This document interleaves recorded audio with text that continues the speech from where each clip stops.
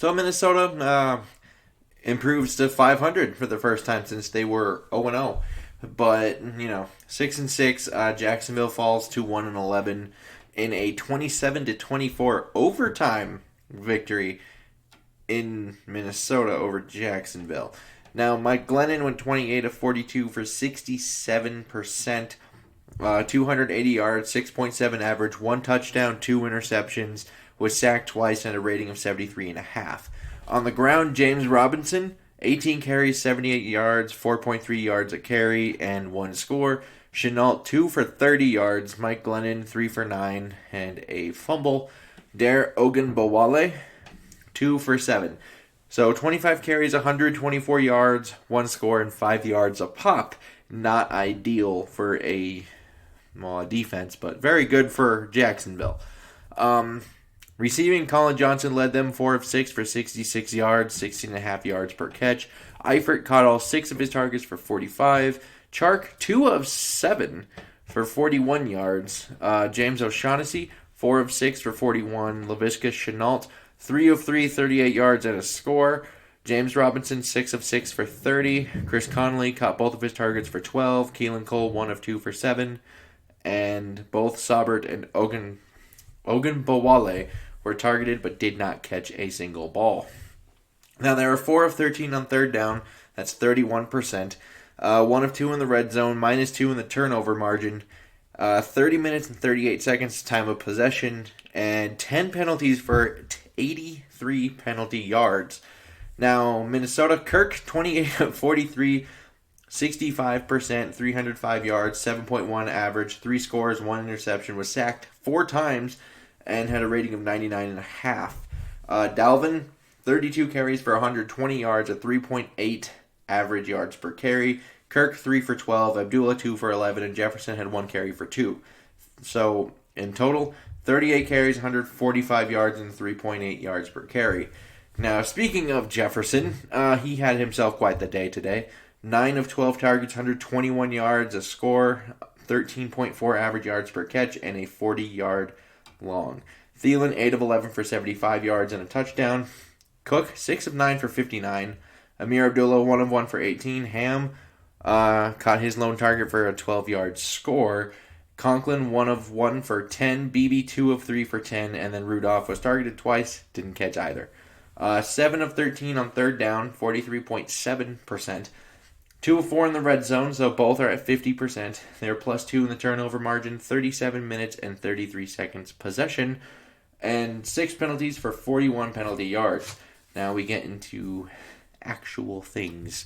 Offensively, this team was they're kind of up and down. At times, it seems like they're on the upswing just to be taken back down a notch.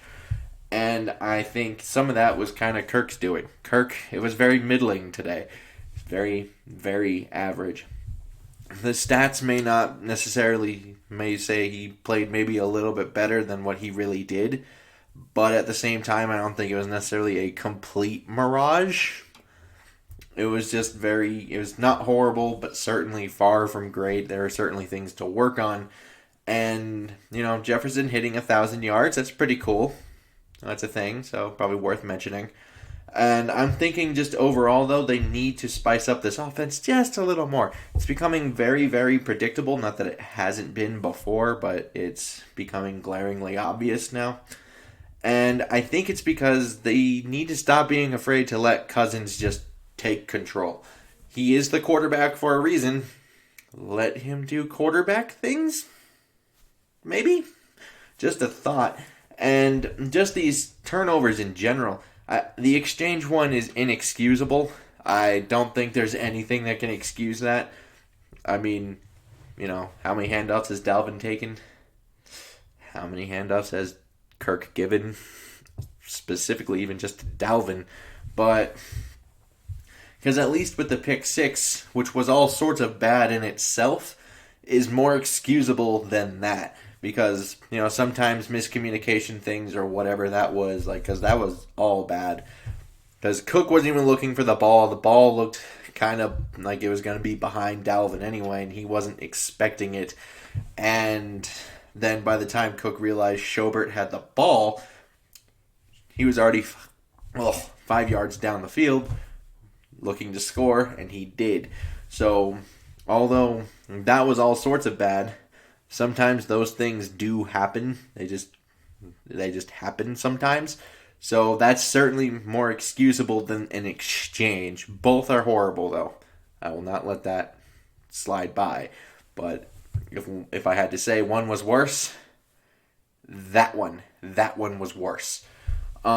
Defensively, so Kendricks, he popped up on the injury report with a calf injury, and he didn't have an injury designation. So it kind of looks like he aggravated that in warm-up somehow and then didn't play today. So let's hope that's just a 1 week thing, because otherwise this defense is very close to full preseason mode, because now it's basically just Harrison and Anthony Harris, and I guess you could potentially argue Eric Wilson. Aside from those three, not many players actually deserve to be starting on this team defensively. Although Dantzler, bit of a coming-of-age moment today. He did really well. I think he was targeted 7 times, only allowed maybe 2 catches. Got an interception on one of the 2 catches, forced a fumble. So, pretty good there. Excuse me. Still not a big fan of Chris Boyd. Just not. Never really have been, but at the same time, don't want to blame him. He's not supposed to be playing. Excuse me. But he's not supposed to be playing. So, as much as I don't like him and don't want him out there, at the same time, I understand he's not supposed to be good. Keep in mind, he's supposed to be the 5th, 6th corner on this team. He's not now. Because you do have Holton Hill on IR, Mike Hughes is on IR, Jeff Gladney got hurt in this game.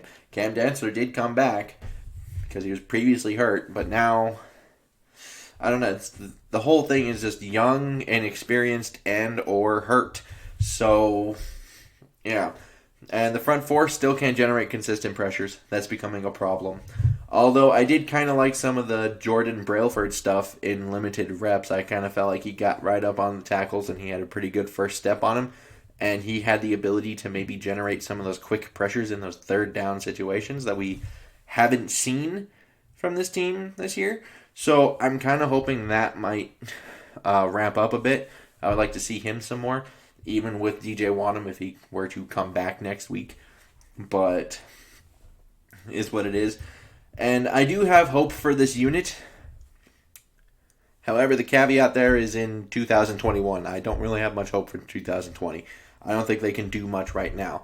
But next year, when they get more of these pieces back healthy and some of these inexperienced players have a year under their belt and then get a full offseason, hopefully, maybe things start to click a little better. And I do think we need to talk about special teams. Bailey. So 2 of 3 on the field goals, 1 of 3 on the extra points. They did have 21 punt return yards, though, so I guess that's a benefit thing, because I believe they only had 13 coming into this game or something like that. And 47.3 average yards per punt, but I mostly want to focus on Dan Bailey because you can't do that. You can't just be missing those kicks all the time, because as it stands right there, that's 6 points. 2 of them extra points. I might be able to forgive the long missed field goal had it not been for the 2 missed extra points. Because if it hadn't been for those, you might not need to kick the long field goal at the end. And just so we're talking about end of half situations, defense almost allowed it again. It came second week in a row that it was a long field goal away from not mattering. Minnesota won the game because they could have easily won it. And even though that one was super long. But even the opportunity, not good. But overall here, it just felt like no one really wanted to win this football game. Between Jacksonville and Minnesota, neither wanted to. And this one honestly feels more like a loss than it does a win. And it's kind of a similar feeling I had last week. The last 2 weeks they won. However, feel closer to losses than wins. Although last week felt a lot more earned than this one. And just between the kicking and the goal line fumble, Minnesota potentially left 13 points out there on the field today. So, another thing that they need to definitely fix. And I do need to talk about one thing when we talk about the play calling of this offense. Why do they continue to run on first down in end of half situations? I don't understand it. I don't know if I ever will. And it's just under 2 minutes. They insist on making it harder for themselves by running right into the middle. Why? I understand Dalvin's very, very good. I know this. But at the end of the day, kind of need to move the football.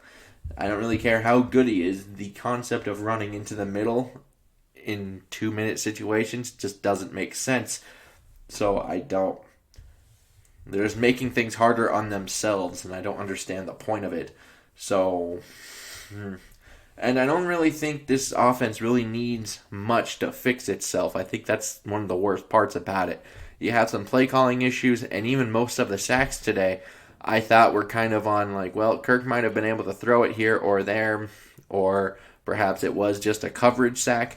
I don't think too many of them were just strictly on the offensive line. O'Neal got blown up on the last one, I think, and that's the only one I would really say is that's on you. The other three are probably preventable through either, just coverage. And it just kind of tells me you need to spice up this offense just a little bit. And that's being less predictable. Maybe some more play action passes on first down. Put in some different route combinations. Maybe throw some double moves, some more play action on first down. Things like that. You don't need to drastically change this from what it was, this West Coast wide zone offense, to like some spread. That's not needed. You don't need to make some ridiculous drastic change like that. All you have to do is maybe incorporate some double moves here or there. Maybe change this from a run to a throw, but like a high percentage throw. It's little things that are very possible to actually make happen. And I think that's the most frustrating part about it. Because you can realistically see things improve if said path is taken. But they've been so stubborn with this, it's hard to see them taking that path. I would like to know your guys' comments down below. Like and subscribe. Super helpful. And until next time, I bid y'all adieu.